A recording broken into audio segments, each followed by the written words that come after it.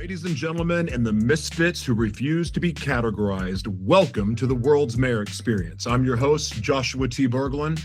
For the new listeners, let me give you the lay of the land. We do not do small talk here. We do real talk.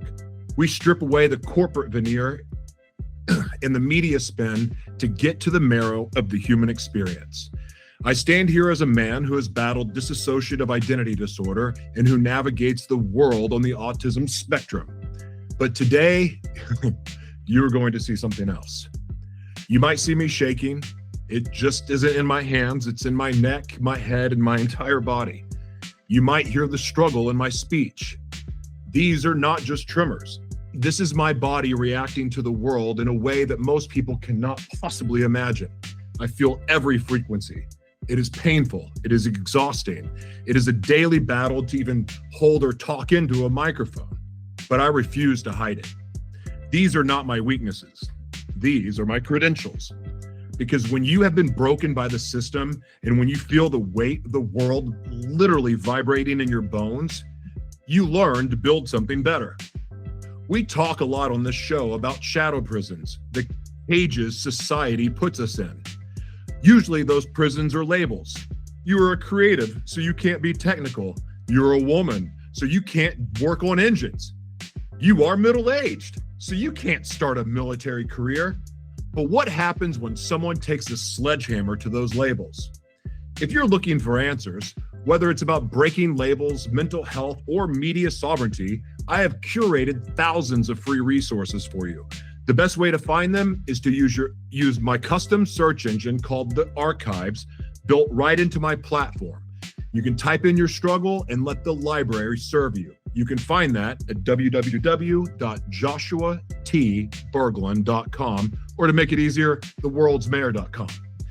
And for those of you who are done consuming and are ready to start creating, if you want to build a brand that is cancellation proof and a legacy that outlives you, I invite you to work with me. As the omni-media architect, I help visionaries weaponize their story to serve the world. You can find more information and all the other details at joshuatberglund.com. But today we are speaking with a woman who fixes narratives in the boardroom and fixes F-16 fighter jets on the flight line. My guest today is a living contradiction to the status quo. She's a global strategic communications leader who has spent 20 years shaping narratives across 5 continents. Wow. She founded the Betancourt Group, where she translates complex science from climate change to bioengineering into stories that humanize the data. Brilliant. But her resume has a plot twist that people rarely see. From 2015 to 2017, she walked into the aftermath of a plague. She served in Sierra Leone during the tail end of the Ebola crisis, leading communications for the country's first energy revolution. She sold hope in a place recovering from isolation. And then, at the age of 38, when most people are settling down, she decided to enlist.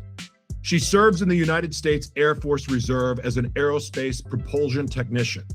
That means she gets her hands greasy maintaining the engines of a F-16 fighter jet. She is a scuba diver, a mother, and a believer in big, bold moves.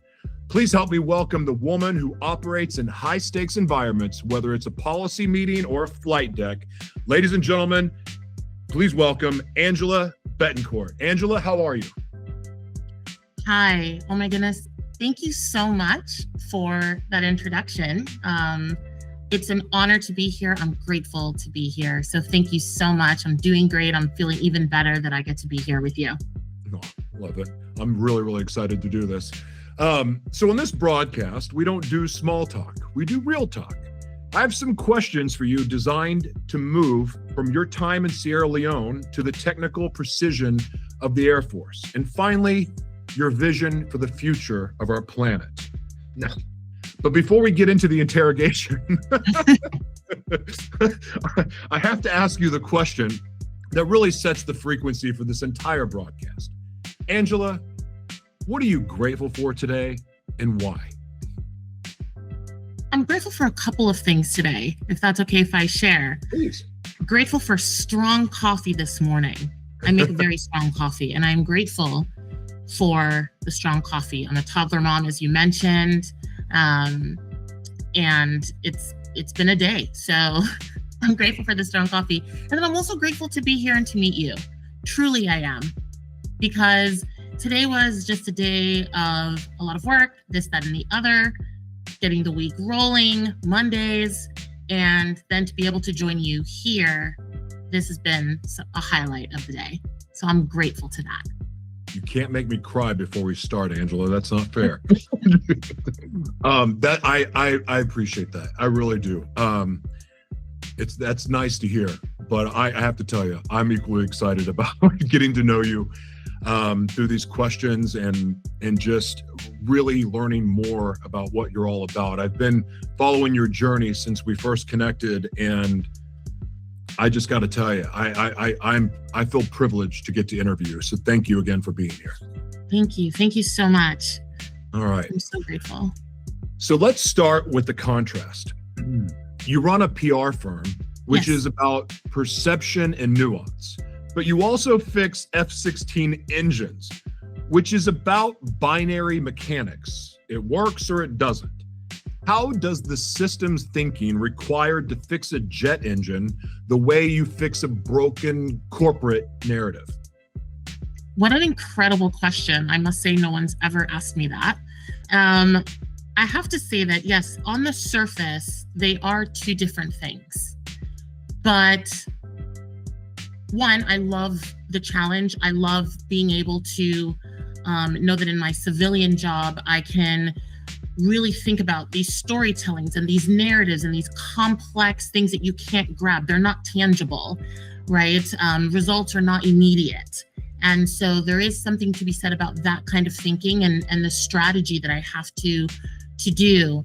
And it's challenging. And I think that when I'm wearing my rubber gloves and I'm in my uniform and I'm doing this work that is, as you mentioned, very binary, it's a completely different type of challenge, but both of them means that I have to be very focused. I need to focus in on the task at hand. And just like working with a client that has a lot of things going on, these many stories they need to tell, the values that they're trying to express to their audience, there's a lot of focus and strategy that needs to go into that. And the same is true working on these engines. We're never working on the entire engine at the same time. We're tackling one area of the engine. We're fixing one particular thing. So we're focused on that and we're troubleshooting that. And we're looking for, how do we fix this problem that's in front of us right now? And so in many ways, that feels a little bit like PR. I'm not tackling an entire industry at the same time. I'm with one client who has a specific mission, who wants to translate a certain story to their audience, and we're focused on that particular narrative. So it might not make sense to a lot of people, but in my brain, these are the synergies. These are the synergies between the two things. I'm focused on the task at hand. I am thinking about the bigger picture, because what you do in the moment does ripple into the bigger space. So if this bolt is not tightened here, you bet it's going to have an impact on something on the other side of the engine, right? Mm-hmm. But so I'm focused on what we need to do with the big picture in mind. And I would say those are the synergy between the two things. Such a great answer. You enlisted in the Air Force Reserve at 38. Society tells women and men that by nearly 40, our identity is set in stone.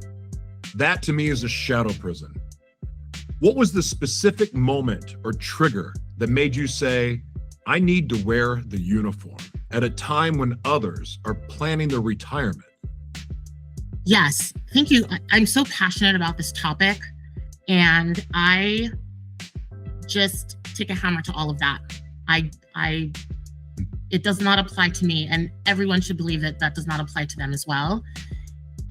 These are fake things that are created to limit people I don't know who's creating it. We just all kind of grow up and then we hear about it. And it's just this narrative that's been going around. I don't know where it started. I don't know whatever, but I just don't pay any attention to that whatsoever. I'm a very big fan of this age is the new that age. I'm a fan of that. 30s the new 20, 60s the new, yes, it is 100%. You are the age that you feel. And for me, in many ways, I'm thinking, I probably could have joined even later because of how I feel, but I'm glad I was able to join before the cutoff, which is 39. And I joined because that was in a time when I had already come back from Sierra Leone. So I enlisted in August of 2020. And I had finished grad school as well. So I was in this, and then COVID came and lockdown came. And I was in this place in my life where I was heavily reflecting, like many of us were doing during lockdown, because what else was going on? I was very much reflecting on a lot of things in my life at that time. And I'm grateful for that time to be able to sit and think, oh my gosh, wait, the whole world is shutting down. There is no job right now that I can go do, or anyone can go do. What happens if at that time I was doing in-house work for an agent, for a company in the marine space. And they were still functioning during the lockdown, but I was like, what if they weren't?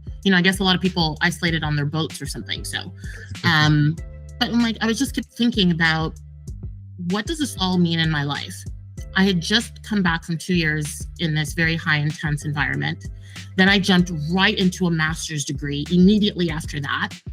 And that program was amazing. It took us all around the world. So I got to work on some wonderful projects on many continents, even after my Sierra Leone experience. And then I was just sitting there in my living room by myself, wondering, I need to do something big. I need to do something bold. I'm ready for the next big challenge. And the work that I did in Sierra Leone alongside so many wonderful people was so rewarding. And it was a time when I was thinking about, how can I serve my country? What can I do for my country? All throughout high school and my childhood, I volunteered for a lot of organizations. I did Habitat for Humanity. I did a lot of things. So being of service is really part of my childhood. And sitting there in my living room that one afternoon, I was really thinking about and this was around January, February of 2020. I was thinking, what can I do that's going to have an impact and that's going to challenge me, while also giving me the opportunity to serve, while also giving me the opportunity to learn more and be a leader that I've always envisioned myself being. And because I have wonderful friends in the service, some of these little dots started coming together. And in February or March, right around the lockdown time, I very much started speaking to a recruiter and asking a million trillion questions. And then I spoke to one of my really good friends who's in the Space Force, who's incredible. He's a Chief Master Sergeant now. And he said, you should do it. You would be amazing at it. And I said, well, at the time I hadn't yet turned 38. I was 37. And I was like, I feel like I'm a little bit old. And he was like, no, you're fine. Like, forget all of that. If you want to do it, do it. And I did. So August 5th of 2020, I signed the dotted line and made my oath to protect the Constitution of the United States and all of that good stuff. And fun fact, I was one of the few people ever to be sworn in virtually, because we were not able to meet in person. So I remember hearing a lot about how a few people that enlisted in that time got sworn in virtually, and I was one of those people. So and it was one of the, literally one of the best decisions I ever made in my life. So on January 12th of 2021, I went off to boot camp. 38-year-old me went off to boot camp. And I was one of 38 women or 42 women, and I was older than my drill sergeant. I was the oldest woman in my whole entire, including older than the lady that was screaming in my face. And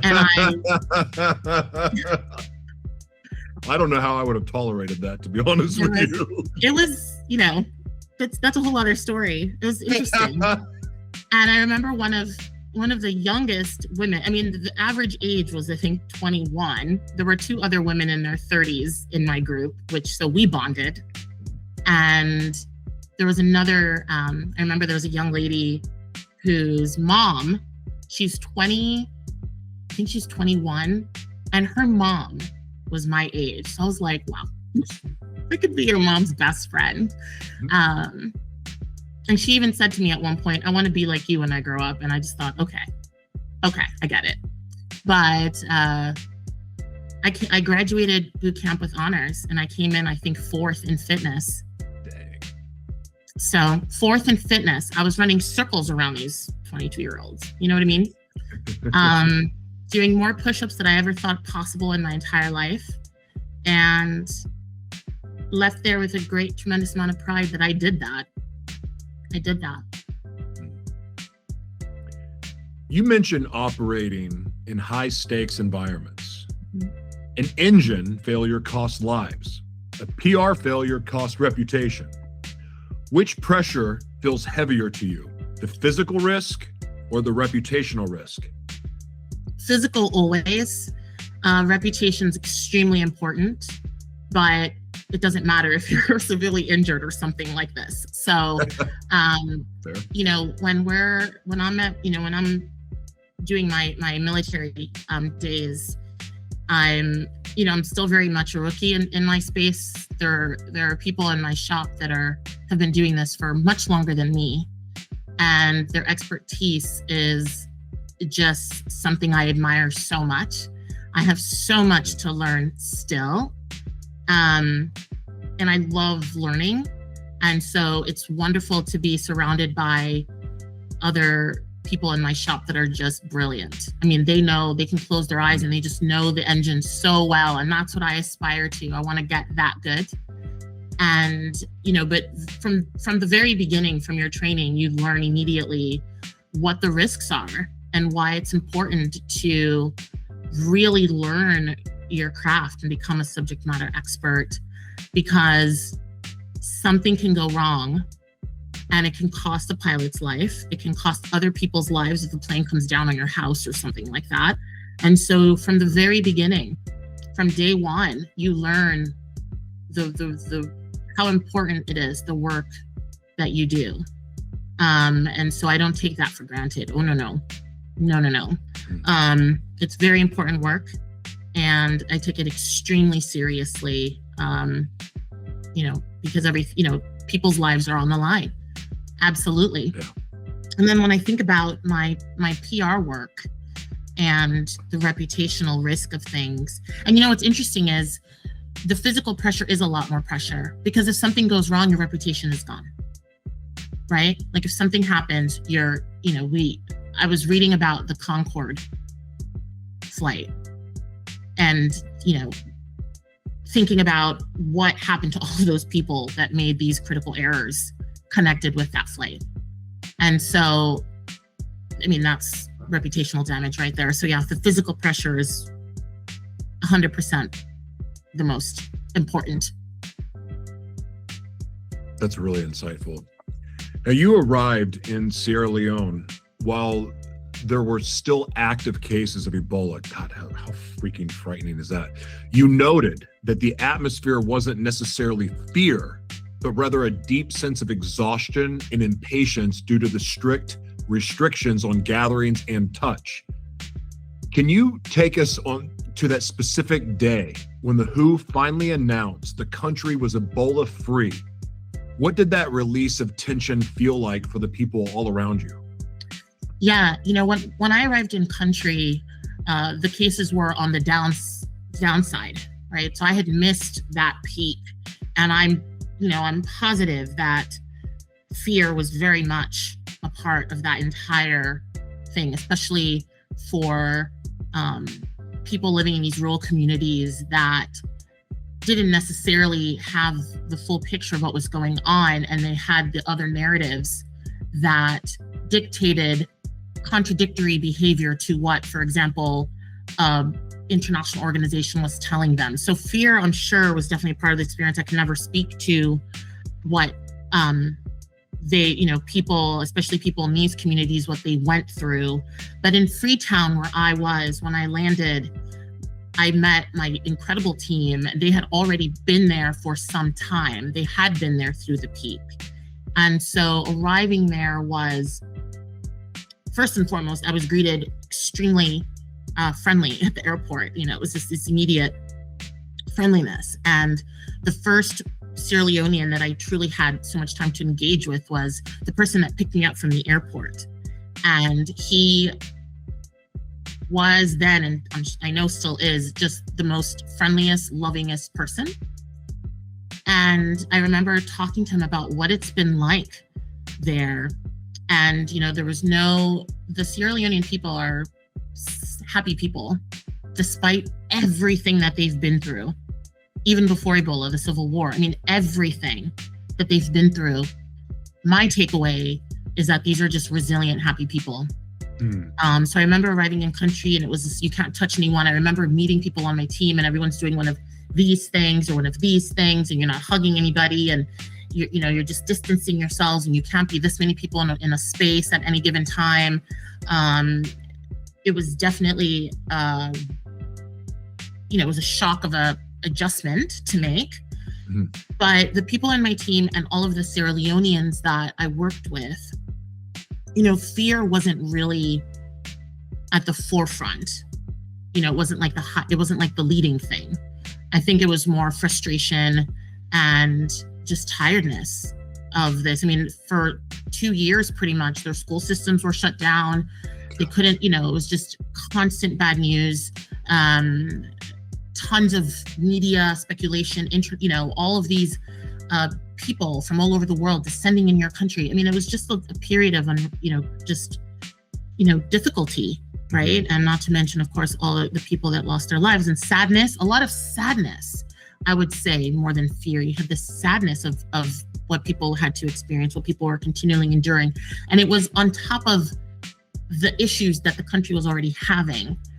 And so when the World Health Organization, because I think there was actually 2 times that they announced it. The first time it didn't last long because then a case had popped up, if I'm not mistaken. But then the second time that they announced that Sierra Leone was Ebola free, I'm talking thousands of people got into the streets. It was like an immediate concert, just thousands of people celebrating. It was like, oh my God, thank God. And then, I remember going out to one of these kind of gathering points of people just with the music and the celebrations, and there was no personal space. I think people were craving there's no personal space in Sierra Leone. Like, people are just on the buses, people are this close to each other, sitting on top of each other. And that's a cultural thing. And I was talking to one of my colleagues, and he's like, yeah, we're not uncomfortable with having people right on top of us. It's just part of how we've all grown up. And so to be able to witness, and I remember thinking, is this okay? Can we all just be here like this, just together and in each other's faces and dancing? And it really was. And that to me was such a powerful indicator of the type of people Sierra Leoneans are. They were just excited. Parties back on, clubs were open, restaurants got full. It was, let's get back to living. Let's get back to tackling these other issues that were present. Let's go back to getting the economy going again. Let's prepare for what's next. And the administration at the time was very big on, can we just move on from, okay, Ebola's over. Let's move on from this narrative and let's start the build back process. Let's focus on the future. I love that. Now, you led communications for the Sierra Leone energy revolution. You were trying to bring renewable energy to a people who had just survived a plague. How do you communicate innovation to a population that is just trying to survive? Is light a literal or metaphorical product? That's a really great question. And I have to say that before I even got there are people on the ground, people there that have been there for many years before I got there, that were working on a lot of infrastructure areas, the agriculture industry. Sierra Leone is such first of all, the climate is like perfection almost year round. You have dry season and rainy season. You don't have extreme weather, maybe 78 for the low. Like you don't get winter. They're close. They're not, they're closer to the equator. If you think about Sierra Leone, it's almost if you draw a line directly across the Caribbean, just the kind of like Venezuela, if you think about. So it's closer to the equator, so it's not this drastic winter, summer, but you do have dry season and you have rainy seasons, and the rainy seasons are like biblical. They're like nothing I've ever seen before in my life. It will rain 6 months without stopping. I mean, it's, and then the dry season, it's no rain in sight and just sunshine. And so there still are people there that are looking at this weather that they have, the weather of Sierra Leone, and saying, okay, first of all, the soil here, agriculture, how can we take that to the next level? If you have sun for 6 months of the year, solar power sounds like a good situation, right? And so you do have people there that were trying to do, and still are there, trying to bring in solar power and make that a mainstream product, right? So what's interesting is, at the time when I was there was this thing called Power Africa campaign. It was being spearheaded by the United Kingdom and the ministers there at the time. And they were basically talking about the hundreds of millions of people across Africa, sub-Saharan Africa, that do not have electricity, energy poverty. And so there was this kind of energy compact to bring power to Africa by, I can't remember the exact date, it was like 20 something. And countries were going to sign this agreement that, yes, we were going to be on board, we're in it, let's collaborate, let's make this happen. And Sierra Leone was the first country of all of these countries in sub-Saharan Africa that said, you know what, we're in and we want to sign. Let's sign a document to say we're committed. The UK government said, this is wonderful, collaborated with the Minister of Energy and said, we're going to sign this compact. And then the Minister of Energy said, well, if we're going to sign this compact, we should just make it a bigger thing. Let's put on a conference. Let's create an environment that surrounds the signing of this compact. And thus was born the Energy Revolution. And the Energy Revolution became a movement, if you will, that was born out of a conference. And I and a very small team of us led this entire thing. I was a communications manager on this entire thing. I worked closely with the minister's comms team and a few other people on my team. And the core comms team was like 4 people. There were so many other people, right? So I was in the comms side of things, but obviously there were big power players here that were making this whole compact and this whole thing happen. But I'm very proud to say that, yes, I led the communications effort of this conference. And out of that was founded REASL, which is Renewable Energy Association of Sierra Leone. And that was born out of this. And I helped draft their first communication strategy. And I remember sitting with the Minister of Energy, whose cell phone number I had, and had many meetings. I was at the table with many ministers many times. Once I was the only woman in a room full of Sierra Leonean men in power. And that was super interesting, but also great, and yeah, it was wonderful. And we did this big conference. We only had about 3 months to pull it off, and about 600 people came from all around the world. I had media come from all over media came from everywhere. I worked very closely with the entire team to pull this off. I mean, writing, helping to put roundtables together. I remember even sitting in my hotel room one night at 2:30 in the morning, cutting names out of, put name tags into lanyards. I mean, it was absolutely wild, but we pulled it off and it was massively successful. And we got we got dozens of media impressions from all around the world. And I remember the person who was leading the UK program for our team pulled me aside and said, "You are a shining star." And then I was later told that the president of Sierra Leone recognized my work.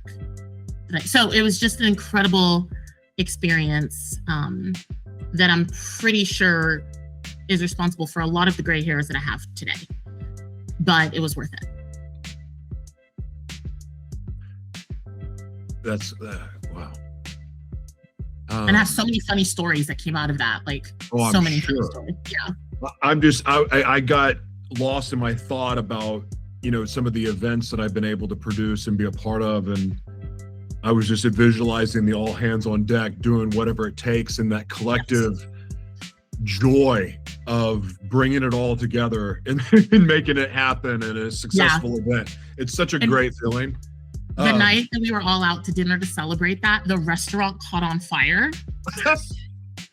So I'm not trying to laugh at people's turmoil, but what? No one was injured, but we were in one of the fanciest, nicest restaurants in Freetown. We were all together celebrating, and the restaurant caught fire. I mean, literally the entire ceiling sparked up in flames. It was it was just like, a movie. I have so many little movie plot lines. Did a chant break out? The roof is that happened? It didn't break out, but I know someone said that. And it was like, we were standing in the parking lot staring at this restaurant catch fire. Luckily, no one was injured. The owner of the restaurant, very lovely person, rebuilt very quickly. The restaurant did reopen before I left Sierra Leone. So how about that? Wow. So in post-crisis zones, trust is by far the most expensive currency. yes. The government and NGOs often lose credibility, as they have now. How did you use storytelling to rebuild trust between the people and the institutions that were supposed to save them? Yeah. So, oh my goodness, that's such a heavy question, because there were especially in Sierra Leone specifically, we were just one of many organizations that were there. And so I know the work that our team did, the SOBA team, was a lot about sitting down with people, visiting people, meeting people where they are. And that is, we drove 5 hours into these extremely remote villages to meet people where they are and sit with people, literally sit with them. So that's a huge thing. If you're doing work if you're a corporation and you're doing work that's going to impact people's lives, you have to really understand who your audience is. Who is this for? Who is your product for? Who are you building for? Who are you serving? Right? Who are your services for? So understanding who your audience is, and I was on a podcast a couple of years ago where I talk a lot about the power of your why. Why are you doing this? Because trust and authenticity and all of that is going to come from your values and the values that your business carries. And do you embody those values? Truly, do you embody those values? And if you do, then your actions need to reflect that you embody those values. When your words and actions align, you're going to have trust. The trust happens when you're saying one thing, but you're doing something else. You're doing something, but you're saying something else. We've seen this, we see this every day in society and around the world, in every industry, everywhere you look. You'll see businesses that say something, they say one thing, and then their actions are completely different. Or they say something, they project something, they unveil something, and if you just lift that lid, what's underneath, everything falls apart. So it's not enough you have to walk the walk. You have to talk the talk. It's not enough to say, I'm a company that helps people do this. And then on the flip side of that, your paperwork, if you follow the money, if you listen to some off comment that your employee made and they're still employed with you, this is where trust erodes. We're in the internet age, right? We're in the age of the hot mic, of the leaked chat groups, the leaked WhatsApp groups, right? We've seen this. We saw this recently in the news here at Stateside. This is the age where you're going to probably get caught out. You're probably going to get found out. Someone's going to leak whatever you said, which means you're not in line with the values that you're putting out there. And people are not dumb. you can dig around not very deep and find out a lot of things. So at the core is trust is everything. You break the trust, now you have to question everything else that company has done, things that company has put out, and you're going to lose customers, and it's going to be really difficult to bring that back, and it's going to be really difficult to rise above that. And so,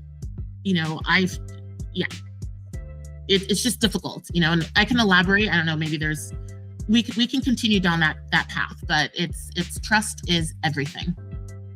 Oh, for sure. Well, I mean, it's the age of Aquarius. There's, Yes. there's the holy book references to like all that's hidden will be revealed. There's a lot of that, but then also if you just think about the technological advances that we have, that's another reason why all secrets will be exposed. So however you want to look at it, whether it's metaphysical, whether it's biblical, whether it's whatever, the point is we're in a day and age now where truth is a absolute superpower, and truth is the ultimate vehicle in storytelling. It's a gift for people like me, for that have a rough past and had mental health issues and all the other things.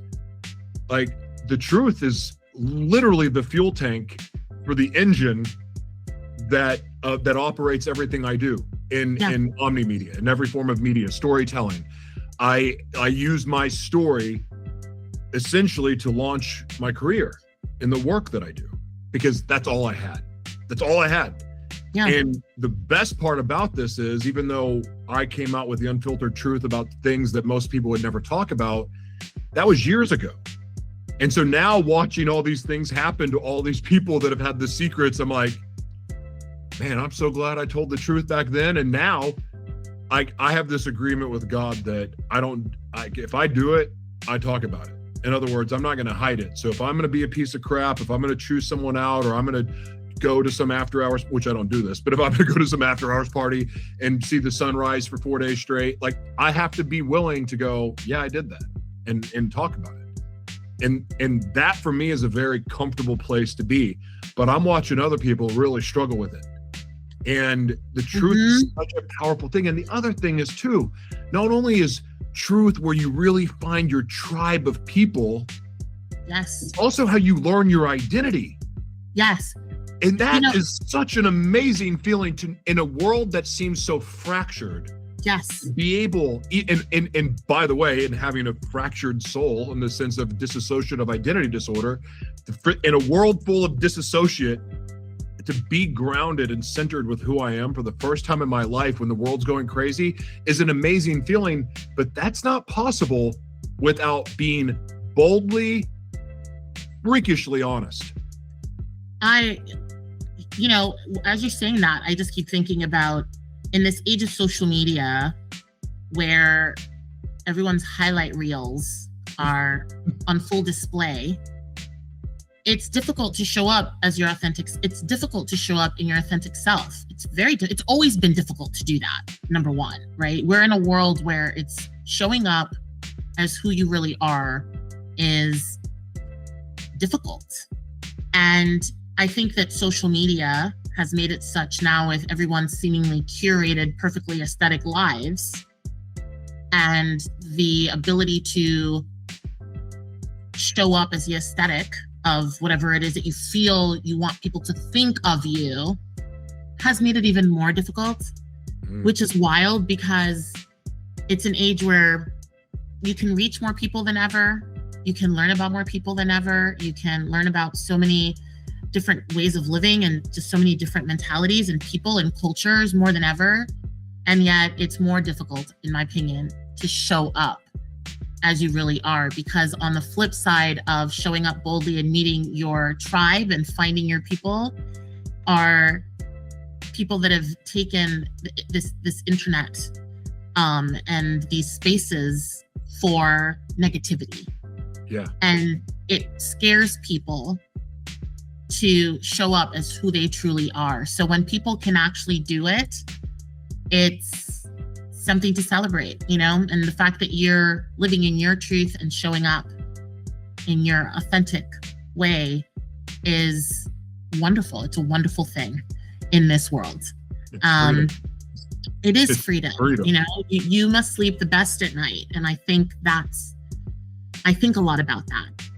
You know, I think a lot about, like, I put my head down at night and I have a clear conscience, you know, I sleep well in that regard. So yeah, I think that's the best gift that you can give yourself, for sure. Well, and it's also the best gift you can give to people you love. Oh, 100%. Especially if they've been held captive by your secrets. It also helps free other people. When you see people show up boldly like that, it helps, it nudges, it reminds others that, hey, maybe I can do this too. Yep. We talk a lot about media sovereignty on this program. Corporations often use greenwashing to hide the truth. As a communication strategist, where do you draw the ethical line? Have you ever had to tell a client, I cannot tell that story because it isn't true? I have avoided signing clients because it didn't align with what I wanted to do. And I think my 20-year-old self was very much about that in-house big name, working for someone and learning and all of that. Yeah. When I started freelancing and then ultimately when I launched Betancourt Group, I did so with a very clear understanding of the type of work that I wanted to do and that I wanted my work to align with my values. And yes, I have quite recently, I think too, actually, interestingly enough, felt something off about a conversation I had with a potential client. It's something just felt off. And I knew I wasn't gonna move forward there. So yes, and I will do it over and over again. You know, for example, I'm not going to, as somebody in the climate space, I'm not going to do PR for an oil company. And I know how much oil companies pay for PR. Yep.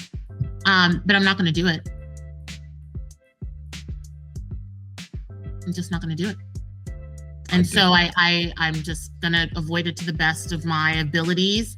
I think if I enter a situation where I was misled into thinking something was something else, yeah, I'm not afraid to cut those ties. I'm not going to.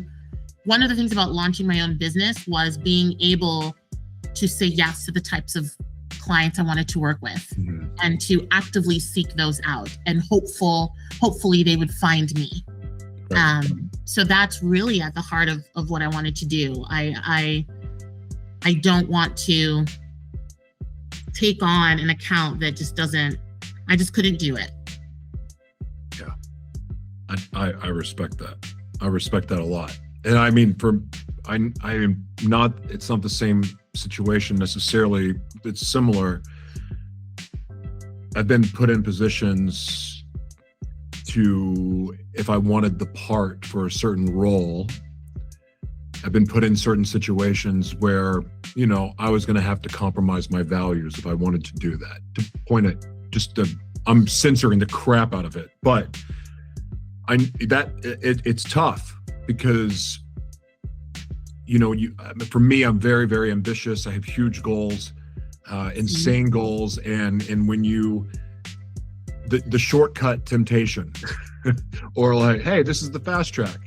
Yeah. My experience, I'm fortunate that those shortcuts and those fast track things that I had done in the past, I'm fortunate by the time I got into the entertainment industry, I'd been burned enough that I learned my lesson. And I knew, this is not where I want to go. This is going to lead me right back into the ditches I was already at, or even deeper levels of hell that I don't need to be going to. So, you know, taking that stand, it's uncomfortable because, especially when you're working in the entertainment industry where people will blackball you.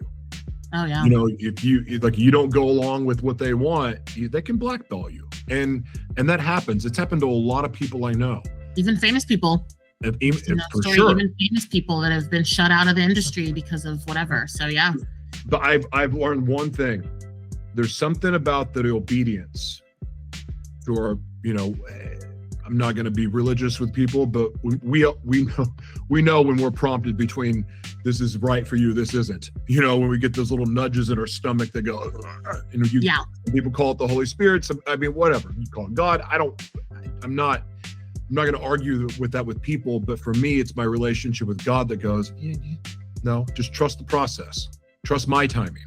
Yes. Trust my timing. And I'm fortunate that I made enough mistakes and I gave in to enough of those things in my previous life to be able to walk away and go, no, I'm going to trust the process. And mind you, it's not easy. It's not always fun, especially when you watch somebody go take that part or that role or get that opportunity that I know I would have done better.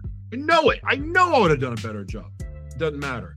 I trust God's plan for my life and I trust the timing of it. But that takes a lot of discipline. This is not a planned question, but I want to ask you this because you take big swings. You make big, bold moves.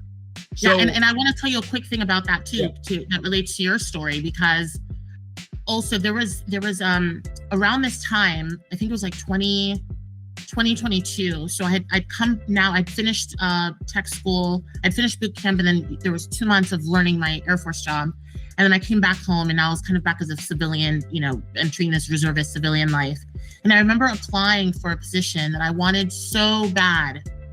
I wanted this position so bad. And I did everything. It was like jumping through hoops to get all the paperwork together. It was overseas. It was in the Middle East.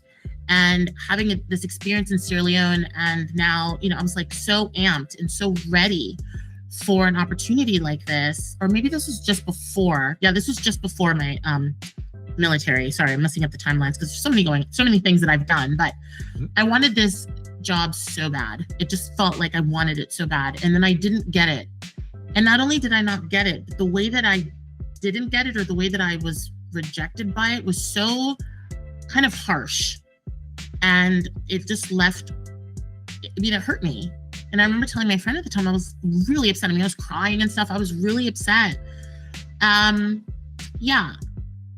year later, this place where I wanted to go was in the news. And boy, oh boy, when that was not meant for me. I had no business being there. I had no business going there. That would have been very bad for me had I been in that situation. And in hindsight, I was like, sometimes if you don't get something, it's a good thing. It's a very good thing. And so, I say that because it's like the timing of, timing the process and trusting the process and knowing that if it's not for you, it's not going to be for you. And that definitely, like, looking back, I'm like, oh my gosh, girl, you dodged a bullet. Literally, the whole place broke out into war. It was horrible. It would have been so bad. And I was not meant to be there. Yeah. And I was devastated at the time, but in hindsight, I understand now because that was not my path, So I love that you said that because, and also I don't know if you believe in manifestation, but I do. And I really believe that you can want something and it's not just going to show up when you want it. And you have to trust that eventually you have to believe. It's not just trust, you need to believe. That's a whole other hour I can spend talking about that. But I completely agree with you. I completely agree with you that, sometimes you just have to say no. And that's been true for me in many levels. And sometimes, it's almost like sometimes I get tested almost. And I'm like, yeah, no, I'm still saying no to that. Even though it's not the easy no, but you have to trust the process 100%. Why settle for good when God has a great plan for you? Amen. Oh gosh, that conversation alone, we could spin off for 3 hours, but I have other questions I want to ask you. Yes. But my goodness, like that right there, what we were just seriously, I would do a whole broadcast with you just on that. I could talk about that for a long time. Yeah. Oh, for sure. Now, your son, he's 2 years old. And while he doesn't understand the uniform yet, you are balancing being a CEO, a reservist, and a mom. Since your service is just a few days a month and allows you to see him after work, how do you manage that mental switch? How do you go from fixing a turbine to being present for a toddler in the same day? It depends on the month, and it depends on what's happening. It is, it is not easy. There is an hour drive between getting off from work and picking up my son. Oh, have mercy. And so there's a lot of decompression that happens in that hour. So I try then. My husband is also a reservist. We serve and report together. So when we're leaving base, we sit in the car, we'll talk about whatever we're talking about, and we'll switch subjects, or that's the time to just kind of switch gears. It's helpful. So I am grateful for, even though it's annoying and sometimes you get stuck in traffic and it's the absolute worst, that hour to pick up our son is good. It's good. It kind of helps me just kind of, put that aside now, which is another interesting thing really quick, is that my military work is, it is, when I'm done, it's done. And I've left the room.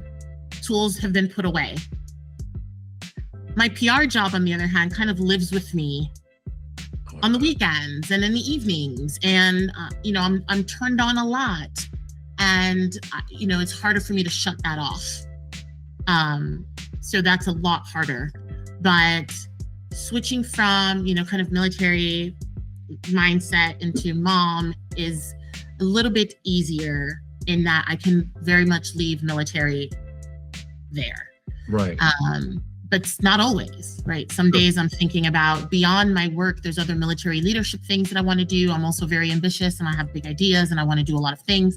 Sure. So sometimes I'm not necessarily talking about the work I just did, but I'm thinking about the military programs and the leadership things that I would love to do and this and that. So I just try my best. I take a deep breath and I focus on what we need to get done that evening. Our military weekends are Saturdays and Sundays. So Saturday evening, it's about, okay, that's done. Now let's just have dinner and let's just kind of relax and get ready for the next day. Sunday, usually we're done. So it's time to transition back to home life. And then it's about, what groceries do we need for the week? That kind of thing. Mm-hmm. You are a fellow in social economy. That sounds academic. Break it down for the street. Does social economy mean making money while doing good, or does it mean redistributing power, or is it both? Social economy is putting people at the center of financial systems. And it's about creating pathways for a more equitable and just economy for everyone to participate in that economy. And it was a fellowship that was occurring during my time getting my master's degree. And it was so eye-opening. It was incredible. One of the things that we had to do, and it was very, very hands-on. One of the things that we had to do was, we were given a scenario where we had a real check that we had to go cash. But we were someone who didn't have the right documentation.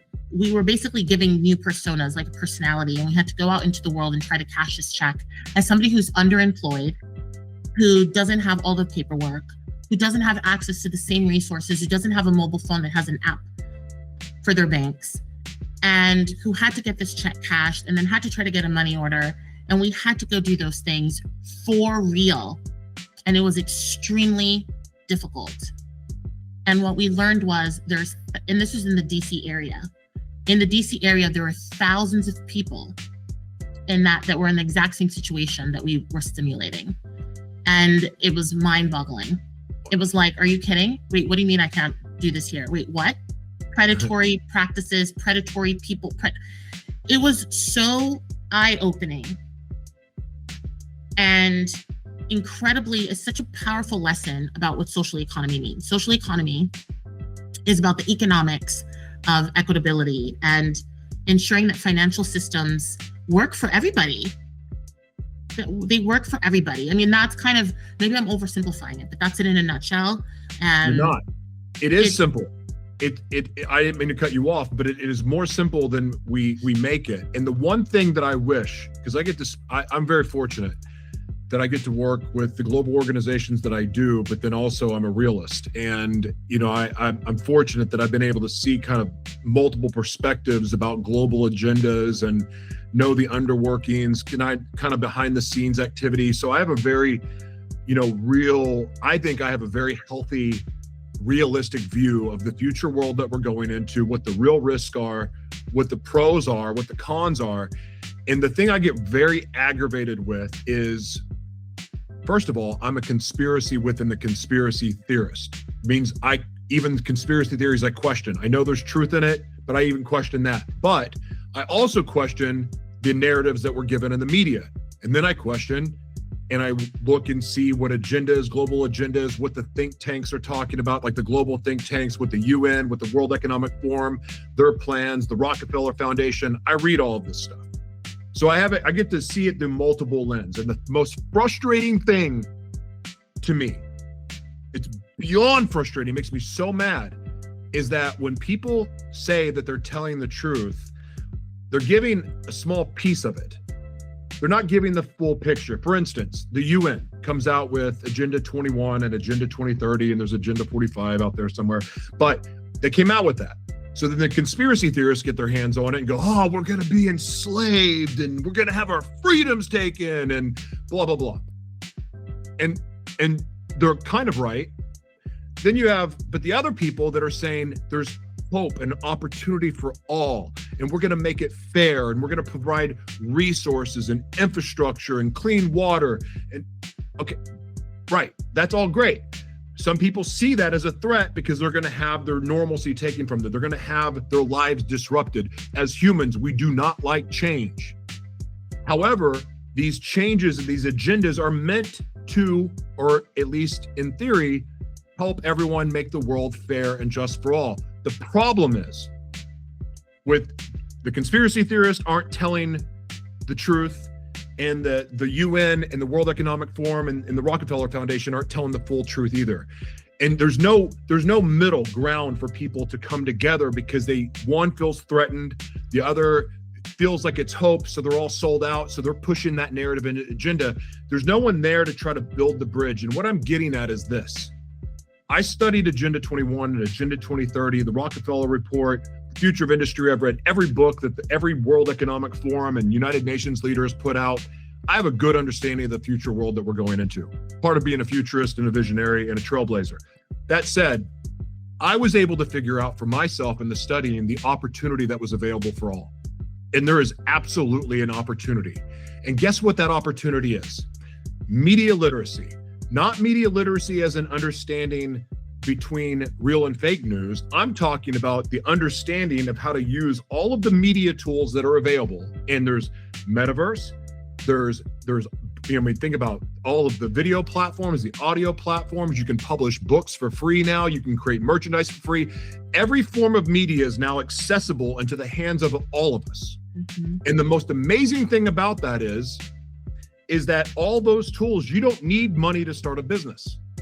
You don't need even an education to be able to start this business.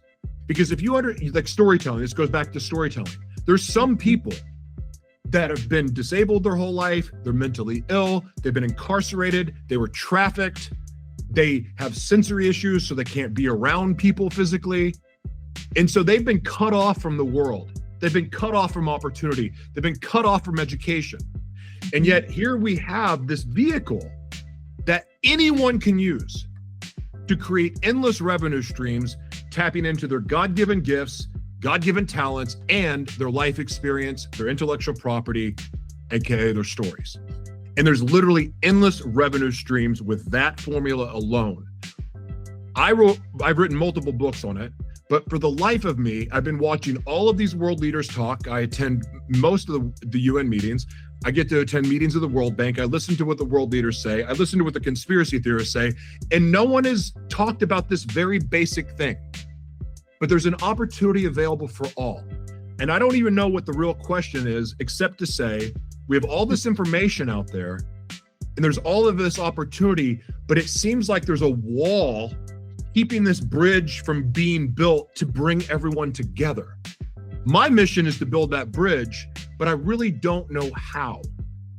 Again, I don't really know what the question is in that, but I wanted to share because I know storytelling is a big part of what you do. It is. Truth is important. Do you have any comment to that rant I just gave you?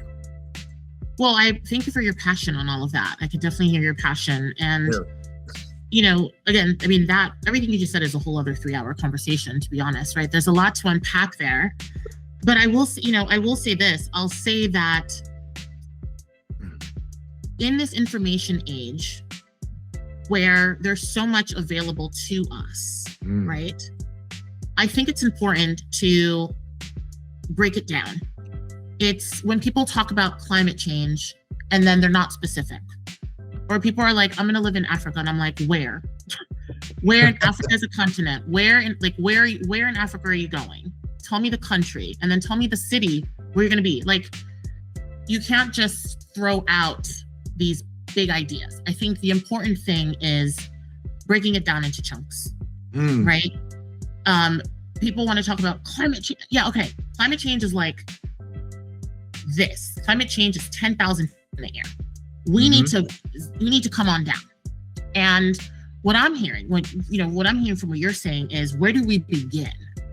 Right? Where do you begin to break down barriers and build bridges and start to break through noise and actually inform people, actually start making those connections? And I think the answer, my humble opinion, is we have to pick a point and then start from there, because it's too big. It's too big. There's too much going on.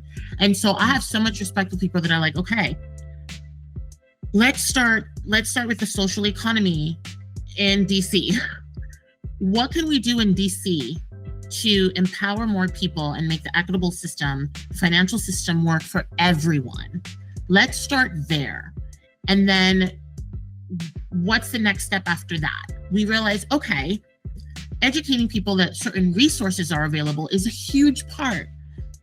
I talked to a lot of people that weren't even aware that they can maybe go to the library and get a form that they need, right? You were talking about these every day you can start a business. You can go to your public library. Most public libraries are going to have forms that you can fill out, and you can talk to a librarian. God, thank goodness for librarians that are going to help you and say, you know what? Here's a form that you can start. You need to register here.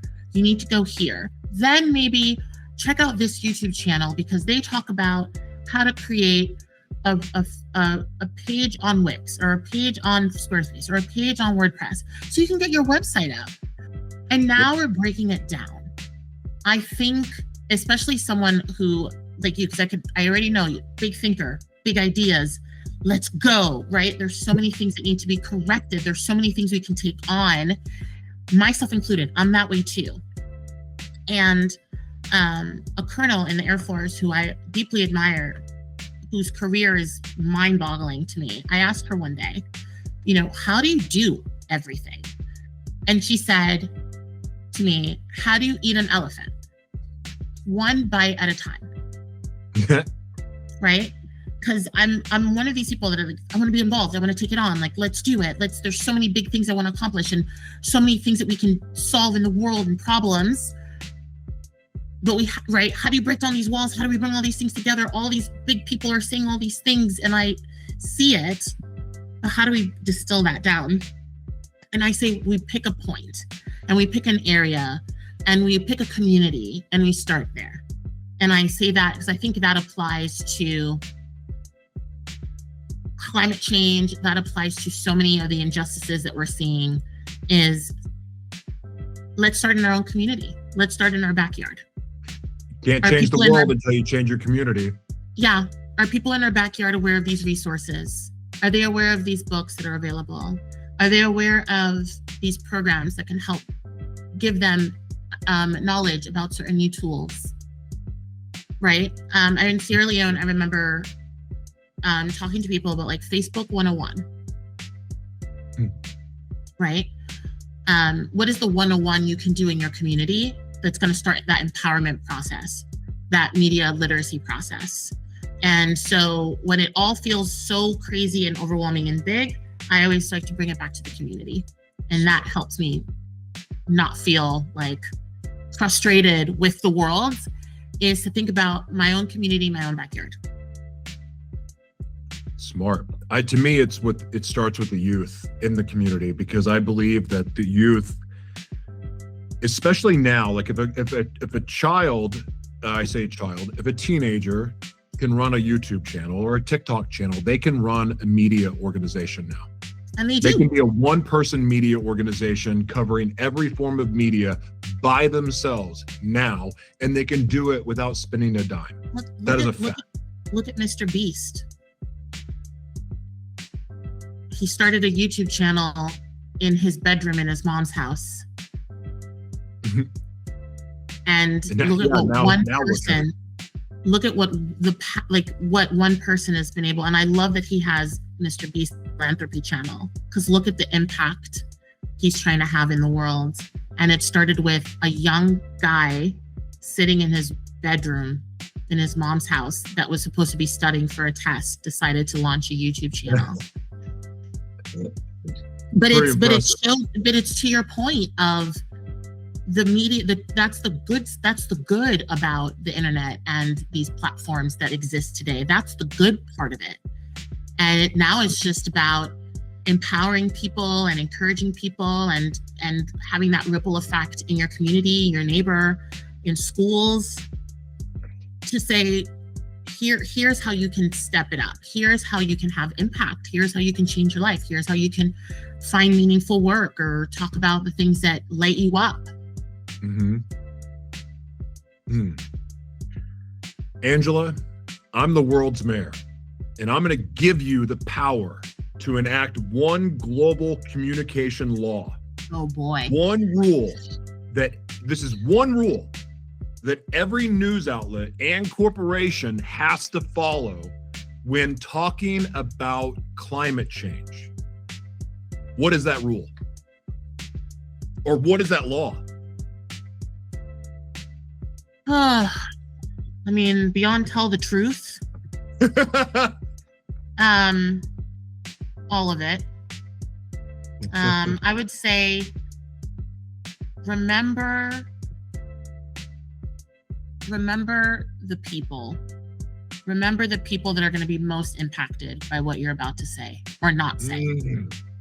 I think that's a gold rule for all of us. Sorry, I didn't mean to interrupt you. Yes, no, but I think truth, and then at the heart of that is remember the people that are about to be impacted by what you do or do not say. And I think that is true. Okay, this question's going to keep me up at night, because watch me think of like 5 more answers beyond the truth part, because the truth is just, that's right. Like, let's center that. That's the main thing. But I think that the people, we have to keep the people at the heart. The people that are going to be the most impacted, and this is so true of climate change, because this is the problem about climate change. And very interestingly enough, we're seeing this right now. We're seeing this right now with data centers. These data centers are going up in these communities, and people are starting to say and see the impact that these data centers are having in these communities. So let's be truthful about all of this and keeping the people that are about to be impacted by this data center in their backyard, what that means for them, and what these data center people, data center implementers, I don't know what they're called, what these data center implementer people, speak the truth and speak it at the heart of in mind of the people that are about to be impacted. And so that's what I would say, because at the end of the day, what you do and do not say is going to have a direct impact on the community that you are in. And so tell the truth and communicate the full story to those people. Yeah, that's my law. And if everyone does that in every community, then the world's a better place, or at least a more transparent place, because transparency, there needs to be more of that. There needs to be more of that right now in this world across the board. It doesn't feel good to have well-funded agendas forced down anyone's throat. It doesn't, especially if you don't understand what it means. Exactly. I speak a lot about smart cities need smart communications. That's like a keynote that I like to give. Ooh. And it's about, we've seen these big cities, people come to the table with these big plans, these big cities that we want to build and do, and they're going to be smart and sustainable and and then they fail. Why did those cities fail? Because the people were not at the heart. And in that keynote, I talk about a city in South Korea, smart city, one of the first smart cities that was built. Nobody wants to live there. Nobody wants to live there. People are living there, and the people that implemented this plan had to cut back. They overestimated how many people would come rushing to live there. No, a lot of people don't want to live there, and they were not communicated about the benefits of living there, how their data was going to be handled, all this smart. How are you using my data? How are you, how is this going to impact my life? You have to, you need to be communicative. You need to communicate with people with truth and transparency. That's my international law. That's a perfect law. And the other thing that they should talk about, they need to have an honest conversation, because the research has been out for over 40 years about how frequencies directly affect people with trauma. There has been research out for 40 years about this. When I started talking about what was going on with me, because I've only had this for 2 years, I know exactly how it happened. Exactly. And it's even more confirmed after they ran every medical test possible, and I came out perfectly healthy, which is insane if you know my life. That said, I had the medical research already.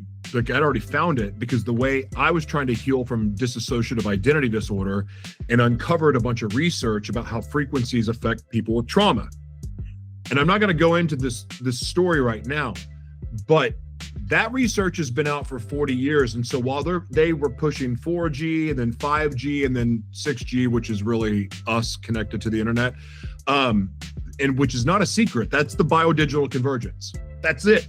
And how that happened, I'm not going to go into that right now either, but I know how that happened. And there's a lot of people right now being affected negatively about all of these frequencies in the air, but they weren't honest and forthright about these changes. Instead, they're like, ooh, 5G, everything's connected, it's super fast. And it wasn't really that fast, by the way. But they were making all these promises and hype it up, and they give you all the candy, and they throw the sugar and the donuts at you, which is or dessert. But then when you find out, like when you get the bill later, maybe there's some things attached to that bill. I'm using a bad analogy here, but maybe there's some things that come along with all this, the sugar and icing, the diabetes, the frequency diabetes. There's they weren't forthright about that. And then the people that tried to speak out about these frequencies and how they affect people, they got silenced. We can't have that, because here's the thing. No one right now, they weren't honest with us about, oh boy, I'm going to go down a wormhole. They're not honest with us about a lot of the things they push down our throat. Yeah, and that doesn't feel good, especially because of how it affects people. Just be honest and let us make our own choice. Let us have body sovereignty. Again, your passion, I hear it. And listen, that's super interesting. I'll definitely look some information, because I'm not, again, there's so much I don't know, and I'm always looking. But I always think about, and we've seen this time and time again, and I think it's going to be really interesting. But we saw this with cigarettes, right? Cigarettes are fine. Okay, they're not fine. 50 years later, right? but I mean, it's not, we've been here before, right? We've, as a country, there's a history of something comes out and then it's really, really good. And then we realize, oh my gosh, it's really, really bad. And then they try to correct. And then it's on to the next thing, right? So it's on to the next, whatever that is. I think what's going to be really interesting, and it's something that I'm following very closely, are microplastics. Oh I think, that I'm so glad that there's so much more coming out about this now. I'm so glad that I'm seeing so many young influencers on the TikTok, and Betancourt Group is an incredible plastic scientist, Dr. Jennifer Brandon. She's a plastic science expert and researcher. And more and more and more is coming out about microplastics now. And it's got me thinking, okay, how long have we known about the dangers of potential microplastics? It's a question I like to ask. We're just now at the beginning of understanding microplastics. They've been out since the 50s. Plastics came into the fold into the 50s, and then in the 60s they really took off, and then polyester fabrics, and now we know that it's in polyester fabrics, and now we know that they break down in your laundry, and now we know all of these things. And so, it's always, right, there's always something that we discover, that we learn about, that is like, oh wait, wow, how long have I been ingesting microplastics? Okay. And now it's coming out about, well, what can we do about it? And now more research is coming out, and now there's so much more knowledge about connections. And again, it's still, we're in the beginning of understanding what it is. Yeah. But the ramifications of what's being discovered is huge. Yes, it is. When we're learning that microplastics increases stroke and this, that, and the other, you're just like, oh my gosh, like, wow, right? So again, we can go down these conversations, but my whole thing is that, we're always, as the information age continues to evolve, as we continue to introduce all of these new things into our lives, artificial intelligence, data centers, this, that, and the other, there is going to be a time where we're going to, 20 years from now, understand AI in a way we didn't now, and the impact of that. We're seeing the cognitive impact of AI right now already. What does that look like? Right? So it's difficult. It's difficult. And I will say this, once we do know something, then I always encourage people to continue to research that thing. So microplastics, the conversation about microplastics is not mainstream yet. It needs to be. It's not as mainstream as I'd like it to be. Not enough people are aware of it yet. But the ramifications of that knowledge is huge, and it's going to create a ripple effect in the industry. And so there is going to be resistance, and there is going to be industries that are like, yeah, but not our fabric, but not our thing, but not this thing, not our spoons, not our plates, not our cups, not our... There's always going to be that. And so knowledge is power. Research, talk to people that know about it, read the industry journals, read the scientific journals, read information, and read, and learn as much as you can with whatever information's out there about these topics. Because it's important. It's important that we become aware of what's happening. And so if anyone has a data center that's about to go up in their community, read and talk to people and ask questions, and don't be afraid to send that email and say, what is this going to mean for me? And what's the impact? That's the most that we can do. Yep. And then the responsibility falls on the other party now to be transparent and truthful, even though they might not be, but they should be.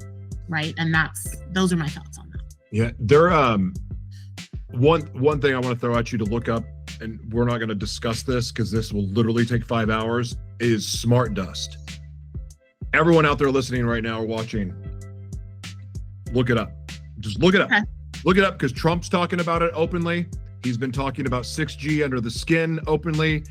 Connect the dots. And the conversation about microplastics and smart dust go hand in hand, by the way, and just not necessarily in a direct way, but it's very, very similar trajectory. So when you get in, if you just look it up, there's amazing real, this is a real term, a real thing, and it's not a secret. It's spoken openly about, and it's sold as something very, very good. But I will tell you that the trimmers I have also connect to that too. So we've got two questions. I'm about to go down a rabbit hole, I'm sure. Oh yeah, have fun with it. And you may have to come back and we'll discuss it. Now, Angela, there's someone listening right now who's 40, 50, even 60 years old. They think it's too late to pivot. They think they are too old to join the military, start a business, or even dive into the ocean. Look into that camera and tell them why they are wrong. Well, you might be too old to join the military. That's unfortunate. If you're 38 or 39, you can still join up until you're 40. Like if you're you can sign the contract the day before your 40th birthday. So there's that. If you are physically able and it's something that you're interested in looking into, and it's something that you've been thinking about, if you're not 40 yet, I still think it should be like 42, but that's a different conversation, because I feel like I could still pass that PT test today, I think. In fact, I'm pretty sure I can. But that's a whole other conversation. So yes, with the exception of the military, unfortunately, you can, if you're still breathing and you're still have a will to do something with yourself, and you still have dreams and you still have goals, do not let your age stop you from achieving what it is that you want to do. You want to go scuba diving and you're 65, look up Dr. Sylvia Earle. Look her up. If you think you're too old for scuba diving, look up that name. What an iconic woman in her 90s, okay? This woman has been diving forever. She is the legend, okay? Age is nothing if you can physically do what it is that you want to do. If you have the will and the mental fortitude and physically able to do that task, please, please, please do it. As long as you have breath in your lungs, you must do it. Actually, you owe it to yourself to do it, and you owe it to your older self to do it, because you do not want to come to the end of your days regretting that you didn't do the thing. Amen. Most businesses are not started until people in their age 50s or something like that. Look up that statistic as well. The internet will have you believe that everyone who's starting a business and is successful is 22 and they launched a podcast and they freaking are number one on Spotify and they're 23 and they drive a Mercedes and they live in a house and all of that. That's happening to 0.2% of YouTubers and 0.2% of social media influencers. So good for them, good for them. But the reality is your average age of people who start a business are actually so much older than you think it is. And age gives you something that you can only get with age, and that is lived experience. Lived experience can only be acquired with living. So that's it, the end. You are just getting better. You are just getting wiser. And you need to do it. You owe it to your future self. And you owe it to yourself right now. So just do it. Just do the thing. Please, please, please, please, please, please. If you want to write a book, go write it. You want to launch a business and you're 65, go do it. You want to run a marathon, still go do it. I think the person who ran the New York Marathon, the oldest person, I think they were 80 or something. It can be done. It can be done. And so I just urge you to please, please do it, and do it proudly and do it boldly, and don't be afraid. You will be afraid, actually. It is going to be scary, but the reward on the other side of a big, bold move is incredible. So please, please, please do it. And there's something else too. There's a platform called Baby Boomers that is for that 50, 60, 70-year-old people that are wanting to get into media.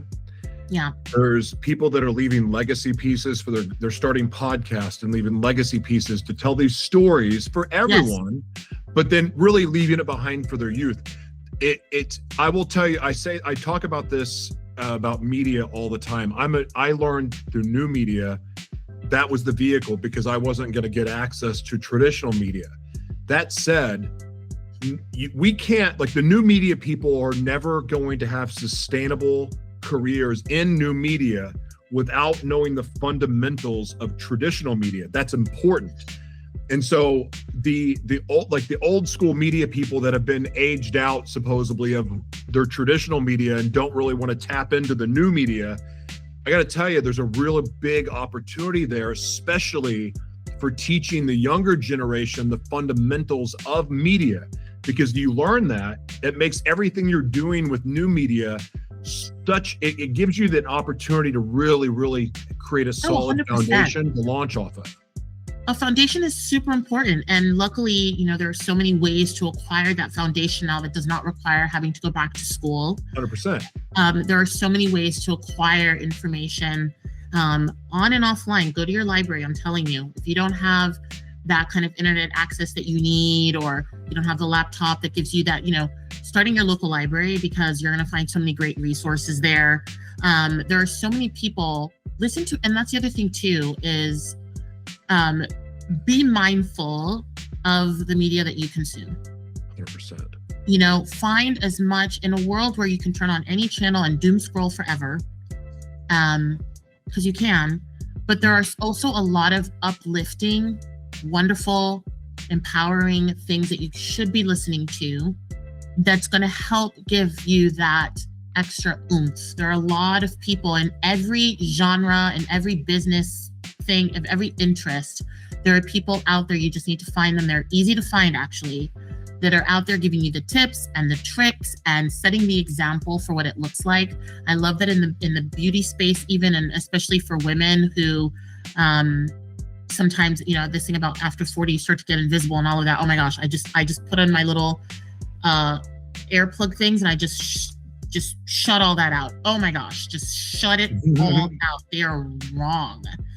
There are so many women right now that are of so many age groups online that are living their best, biggest, bold lives, and they're 50 and 60 and 70. Follow those women. Listen to those women. Those are the women you want to be listening to.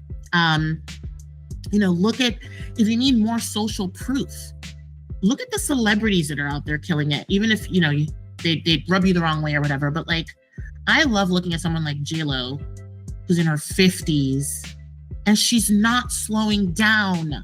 She's not slowing down. She's out there making the movies, making the songs, going on tour, going on concerts, raising her family. Love her or hate her.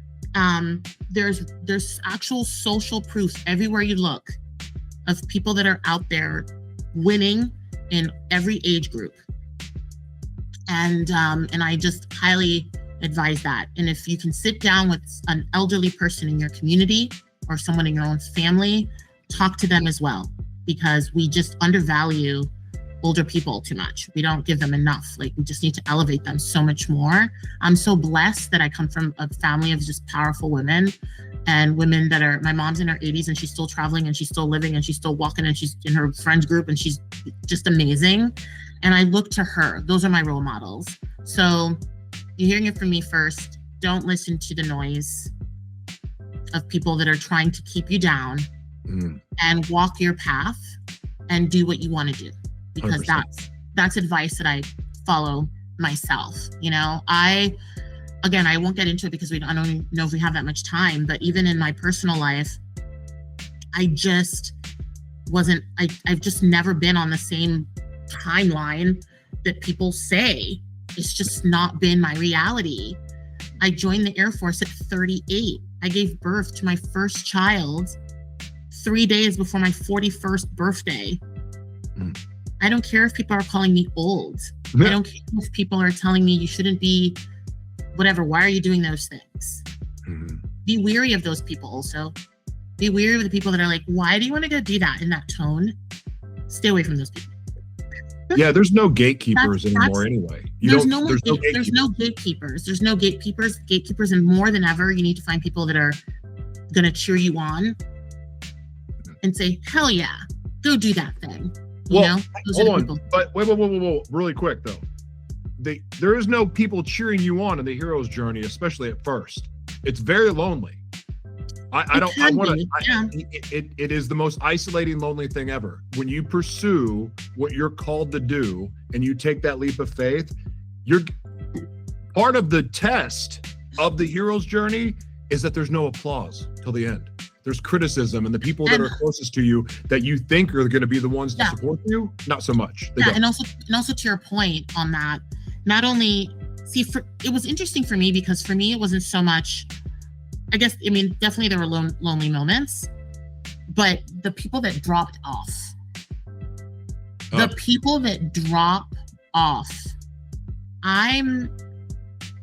it happened to me, and it feels like it happens almost every time I do like a big, bold move. Somebody drops off. Yeah. And it was very painful, friends and people that I thought would be there. Just Sierra Leone was a big one. Oh boy, did my French circle shift. Oh, I'm sure. At that point. So to your point, yes, it can be a very lonely experience, and people will drop off. Not everyone's meant to be on the journey. And then you meet other people along the journey. Heck yeah. And then you become really, really grateful for really small things. Yeah. And look, the applause might never come. Like you can't be doing it for the applause. No. And you have to be doing it because it's just what is in your heart to do. Soul journey. It's like, for me, it's the place of, I'm gonna die. If I don't do this, I'm dying. Like, this is like, for me, what I'm doing is what gets me out of bed every day. It makes it worth fighting. It makes me worth not giving up, is because it's my soul's purpose. Yeah. If that's what I surrendered to. I surrendered to that call. And so now it's my lifeblood. It's the only lifeblood I have is doing that. And if I deviate from that path, then I'm going to die. I would say I'll applaud this. Congratulations. Sounds like dream job. People think that the dream job is an actual job, and it's actually not. Sierra Leone for me was a dream job, but it wasn't just because I was sitting in this room most days typing up a report. Mm-hmm. It was because of the full embodiment of the experience of the transformation within me, the impact I was able to have, the people that I was meeting made it the dream job. And then I realized the dream job is not necessarily that actual physical job. The dream job is that you are working on a path that is your calling and your mission, and that speaks joy to you. And for me, my journey and this business that I have now is my dream job, and what I'm planning next, the next big bold move that's brewing right now behind the scenes is part of that. It's part of the dream job. And I think maybe we should reframe it as not the dream job, but the dream journey, because the dream journey is you're doing the things that are, and especially someone who's, and especially if you're going to break out on your own, you'll probably have 2 or 3 things going on at the same time. You have the podcast, but then you're writing, but then you're also speaking, but then you're also right. So those are multiple jobs that I think make the package of the dream journey.